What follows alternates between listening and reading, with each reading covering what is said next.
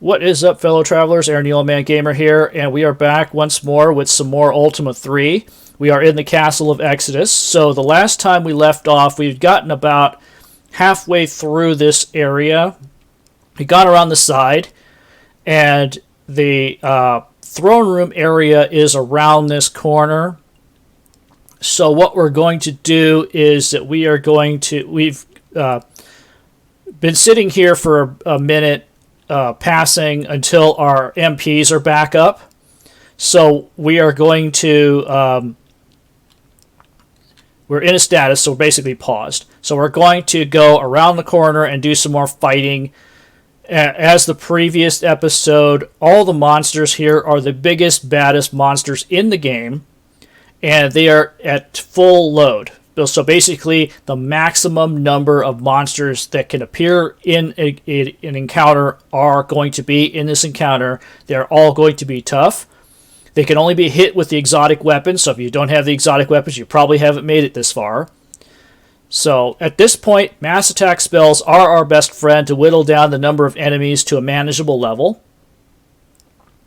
So when we turn around this corner, more than likely we'll either be fighting Balrons or dragons, maybe both, because those are the biggest monsters in the game at this point. So Balrons are worth 20 XPs for a reason.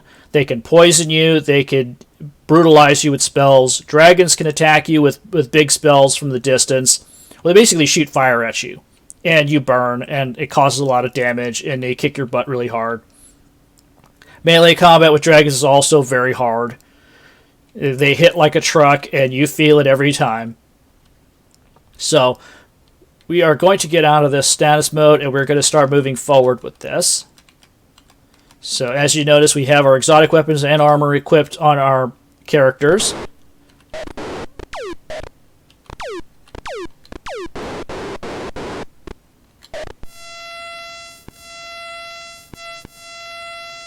So even though it says these are wyverns, these are basically dragons.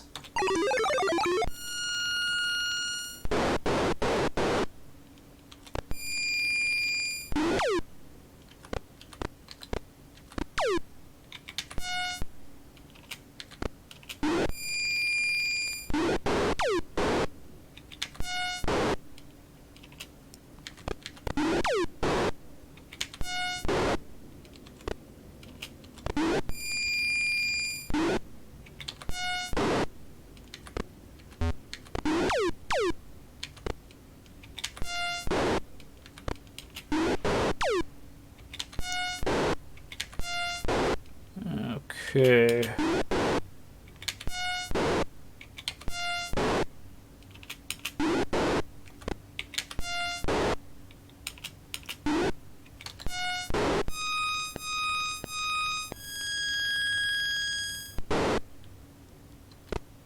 So one of the things you'll notice is the way the monsters attack. The first character is usually in the most danger.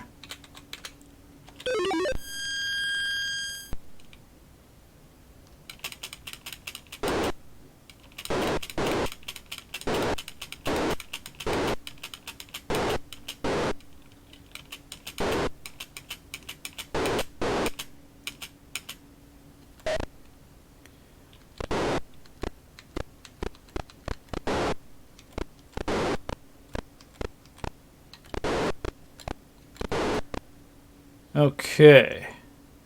There's a cleric down there. I'm not sure what he's up to. So, let me see. Okay, those are the panels up above. So we're getting close to the end here. So what we've got to do is, I'm going to get our wizard up to max, because I know we're going to get attacked in here. So there is an invisible enemy called the floor. So we're going to get attacked by the floor.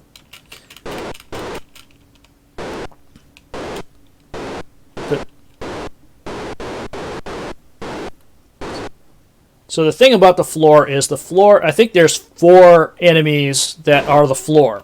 So what we're going to do is that we are going to go up to the edge here, and we're going to have our mass attack spells at the ready.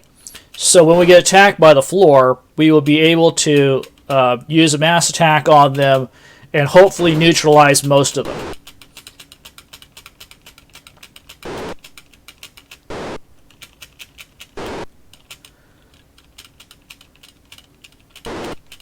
So I was expecting there to be at least one more enemy, but that's okay.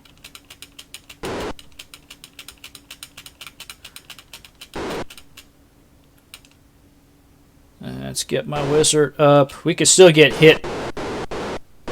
As I say that, we get hit. But yeah, we can get hit by that magic. Okay. So we have gotten attacked by the floor.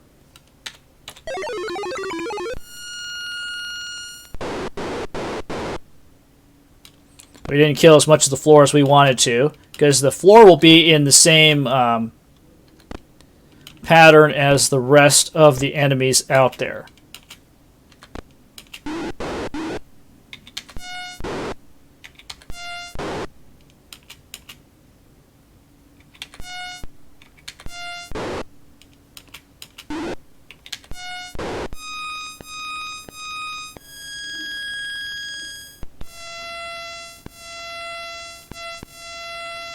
So we are attacked again by the floor. See how many we can kill off. Nope, only killed a couple. Sucks.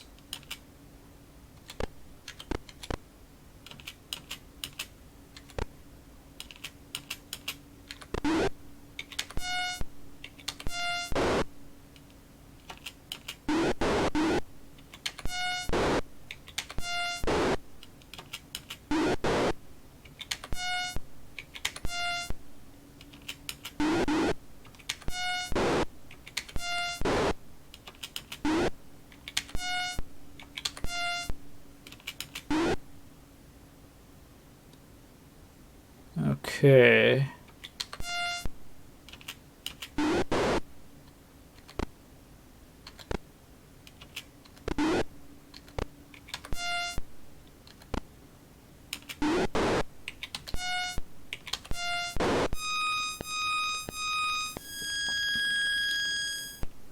Okay, so we've got these two chests in front of us. So what we're going to do is that we're going to pass for a little bit to get our MPs back up, because I think there's two more floor enemies inside there. So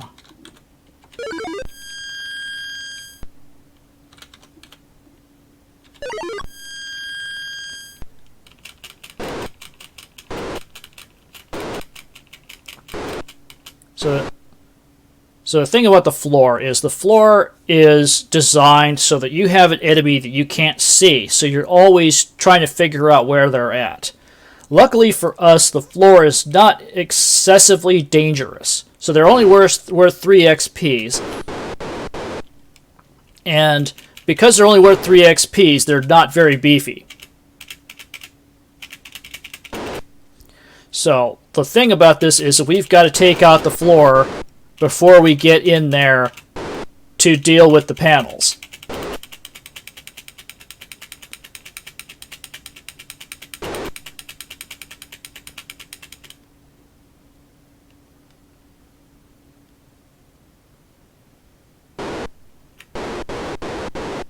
Now, hopefully one of us doesn't die before then. Our player 1 may die before we get to the end, just because of the way the enemy AI works. So in a choice between player 1 and player 2, they will always go for player 1. So your first character will always suffer the most damage.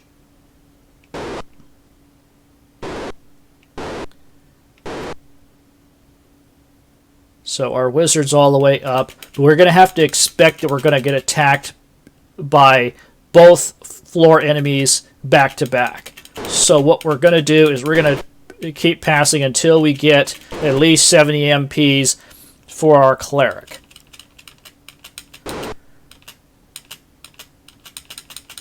Okay, so we're there. So we are...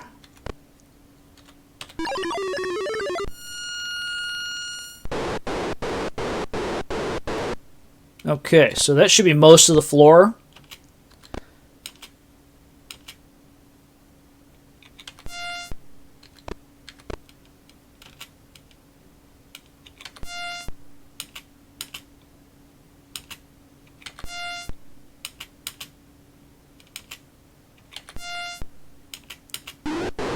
Okay, so the floor has reached our main fighter.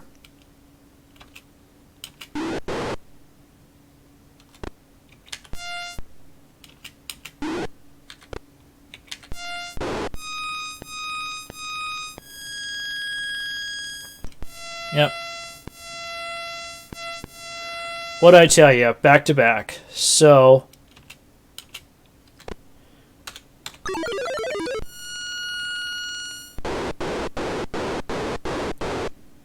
okay, that should be most of the floor.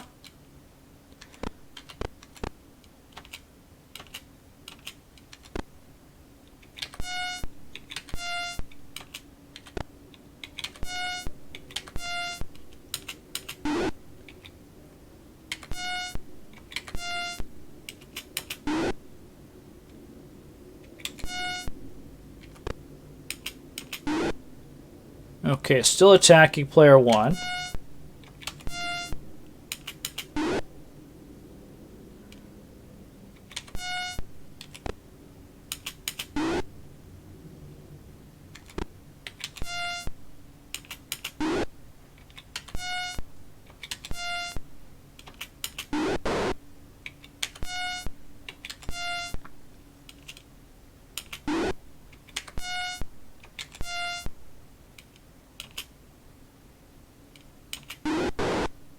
Okay, so it may be underneath.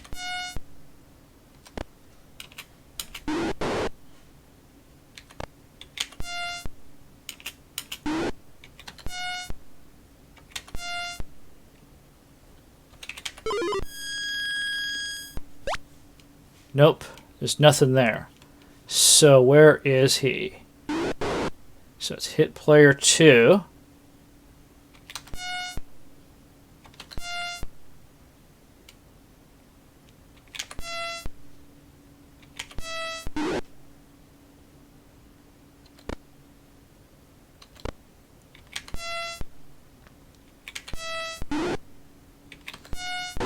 There we go.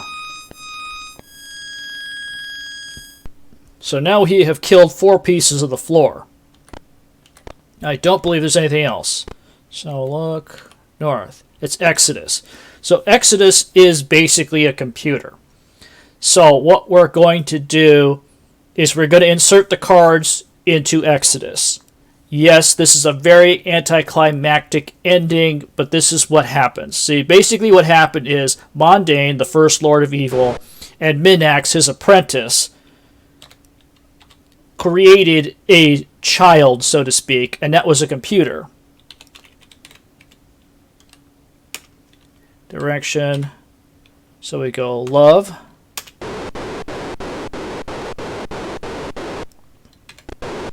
So other one. So we got love. Direction north. Soul.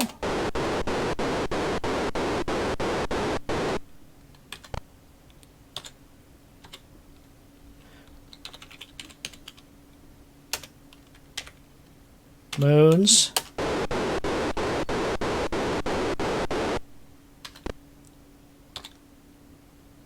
One.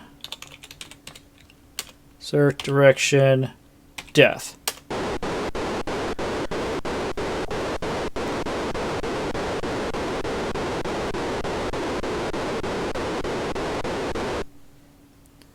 Okay, so the ending. So it came to pass that on this day Exodus, hellborn incarnate of evil, was vanquished from Caesarea. What now lies ahead in the Ultima saga can only be pure speculation. Onward to Ultima IV. So basically what happened, as I said, was that Exodus was a computer. He's basically a punch card system. Because Lord British had learned to program on a punch card based system, and he created the very first prototypes for Ultima on those systems. So when he created Exodus, it was basically an homage to that era and that kind of computing. So we basically completed the game. There's nothing else left to do, so we're going to end this video here, and we're going to proceed on to Ultima IV. So as I mentioned earlier, maybe at the end of the previous video, I lose track of time because I'm old and my brain doesn't work as well as it used to. We're going to go play Ultima 4, the remake version. It was a fan remake. It was for the Commodore 64 system. Basically, Ultima 4 is abandonware at this point. You can still get it through GOG, Good Old Games. It's the company that's run by CD Projekt Red. It does a lot of old school games. I believe it's free. If it's not free, it's very cheap. But the Ultima 4 remake is a fan remake. It's supposed to be better than the original Ultima 4 for the Commodore 64. We're going to test that out to see how well it plays. It should be, by and large, the same game. There was some stuff that they fixed, but it wasn't anything significant. So the graphics in Ultima 4, the remake, were basically what they did was they tried to reverse engineer the Ultima 5 graphics and import them into Ultima 4. So the way things look is a little bit different. The play is not that much different.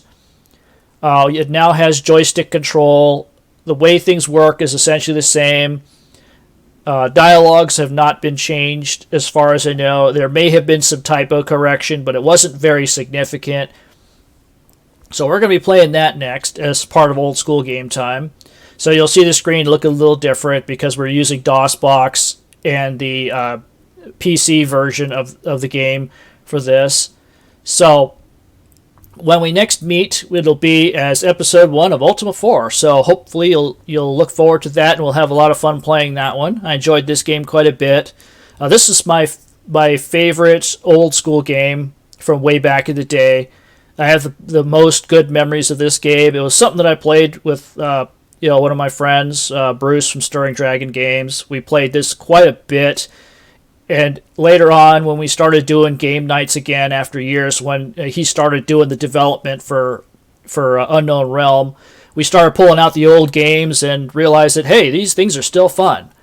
So hopefully you enjoyed watching this as much as I've enjoyed playing it, and we'll continue on with Ultima 4 in the next episode. So until then, I bid you all safe travels, and we'll see you all again next time. Have a good one, folks.